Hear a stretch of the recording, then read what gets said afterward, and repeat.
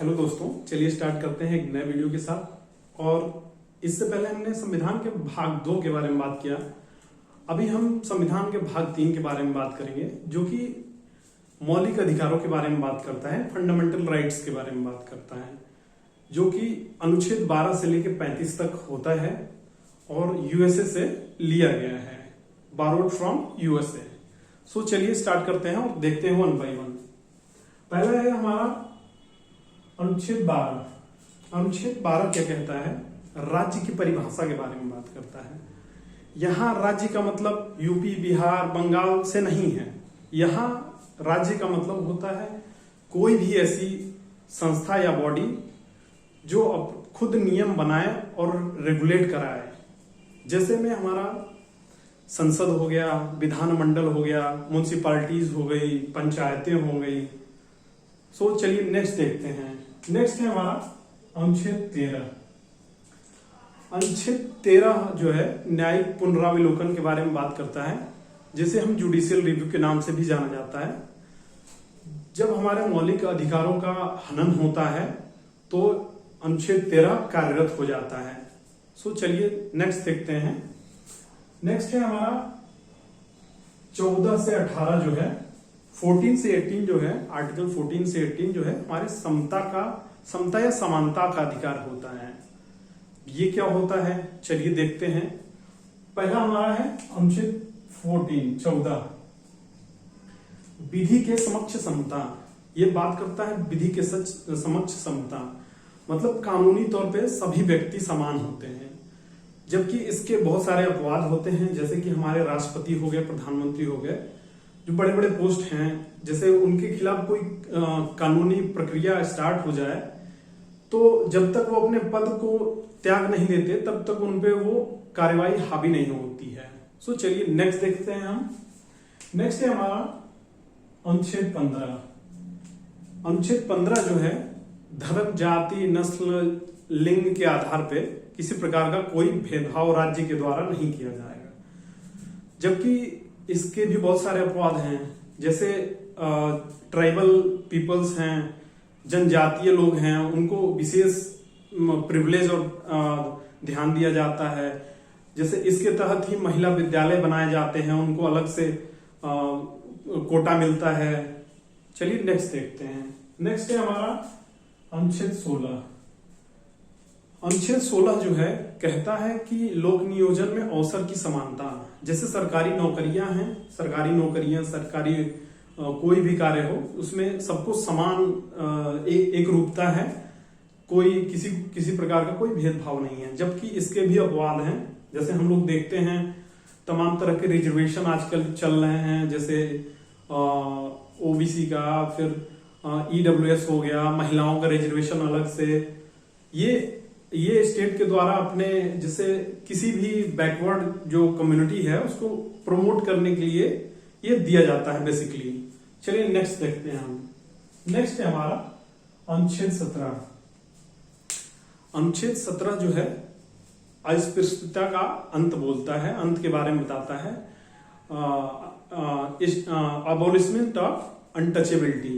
इसमें क्या होता है, पहले के जमाने में समाज में कुरीतियां थी, छुआछूत, तमाम तरह की चीजें थी, तो इसकी समाप्ति अनुच्छेद हमारे 17 में दिया गया है। नेक्स्ट है हमारा अनुच्छेद 18।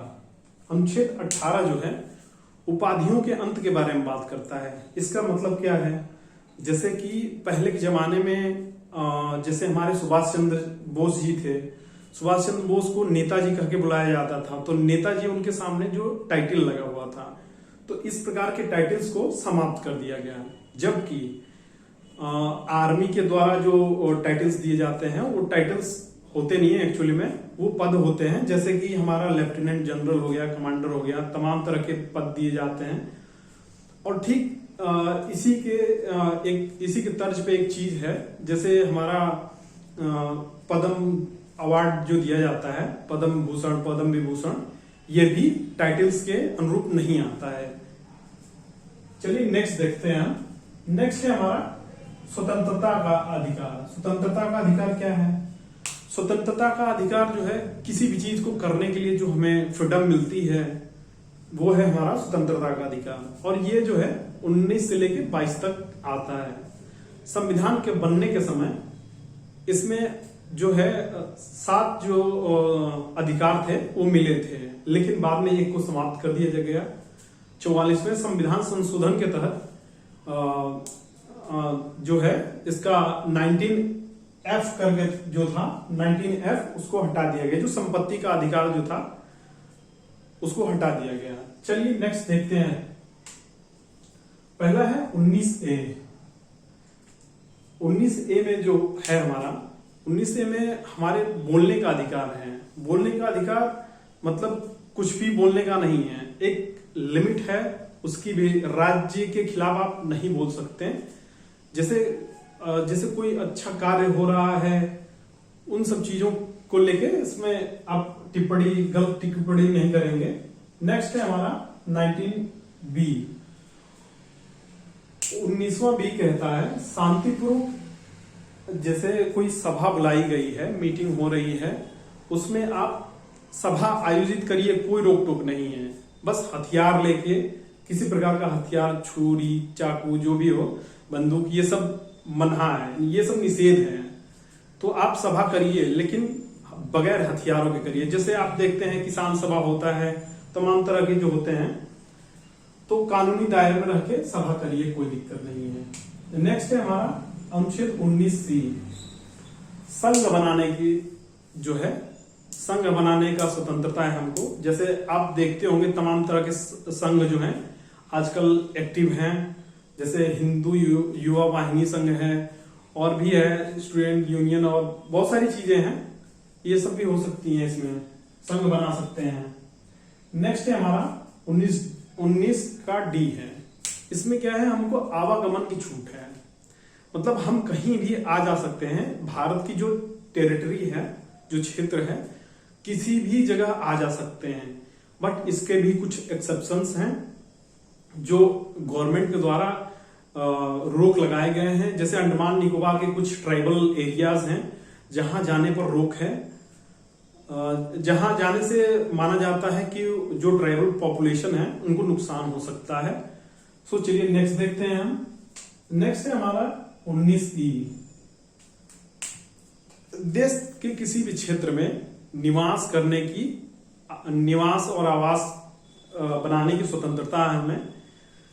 जैसे हम कहीं भी जाते हैं, कहीं भी बस जाते हैं, कोई दिक्कत नहीं है, लेकिन इसका भी एक दायरा है।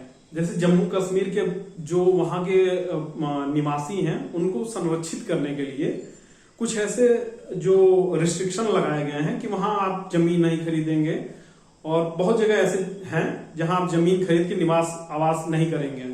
सो नेक्स्ट देखते हैं हम। नेक्स्ट है हमारा व्यापार के लिए आजीविका चलाने का स्वतंत्रता है हमको। कोई किसी प्रकार की हम व्यवसाय शुरू कर सकते हैं, लेकिन पब्लिक जो है, पब्लिक सेवा को ध्यान में रखते हुए कोई भी व्यवसाय आप स्टार्ट कर सकते हैं। जिससे कि किसी भी प्रकार की, जैसे कोई इलीगल काम कर दिए, उससे नुकसान होता है, इन इलीगल एक्टिविटीज को छोड़ के आप कोई भी कार्य कर सकते हैं, इसमें कोई दिक्कत नहीं है। सो ये था हमारा भाग 3 के कुछ हैं अनुच्छेद। सो चलिए एक बार फिर से इसको रिवाइज कर लेते हैं, देख लेते हैं। पहला है कि 19A में बोलने की स्वतंत्रता है हमारी, 19A में बोल सकते हैं। फिर देखते हैं 19B। 19B कहता है कि हम सभा सम्मेलन कर सकते हैं बगैर हथियारों के। ठीक। नेक्स्ट है हमारा 19C। 19C क्या कहता है कि जो संगठन बनाए जाते हैं, संघ बनाए जाते हैं, वो हमें बनाने की स्वतंत्रता है। ठीक। 19D का कहता है, 19D कहता है कि हमें कहीं भी आवागमन की स्वतंत्रता है। और नेक्स्ट है हमारा 19E। 19E कहता है कहीं पे भी आवास निवास करने का हमको स्वतंत्रता है। 19F जो है, 19F को 44वें संविधान संशोधन के तहत इसको हटा दिया गया, जो संपत्ति का अधिकार था। नेक्स्ट है 19G। 19G जो है हमारे व्यवसाय से रिलेटेड है, व्यवसाय की स्वतंत्रता के बारे में बात करता है। ठीक है, थैंक यू।